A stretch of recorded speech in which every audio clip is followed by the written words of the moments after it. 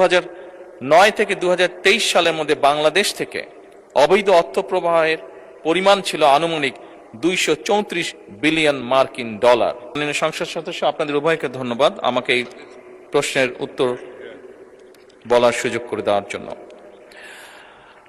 মাননীয় স্পিকার, সরকার পরিচালনার দায়িত্ব গ্রহণ করার পর থেকে আমরা দেখছি যে আমরা অত্যন্ত ভঙ্গুর একটি অর্থনীতি পেয়েছি। তারপরেও দুর্নীতিকে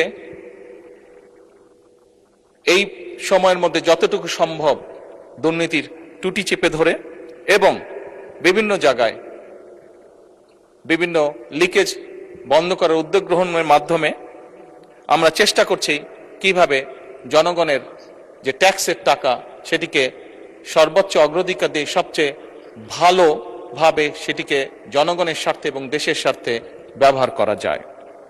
মাননীয় স্পিকার, অন্তর্বর্তীকালীন সরকার কর্তৃক যে শ্বেতপত্র প্রণয়ন করা হয়েছিল বা প্রণয়ন কমিটি যে করা হয়েছিল সেটির তথ্য মতে 2009 থেকে 2023 সালের মধ্যে বাংলাদেশ থেকে অবৈধ অর্থ প্রবাহের পরিমাণ ছিল আনুমানিক 234 বিলিয়ন মার্কিন ডলার।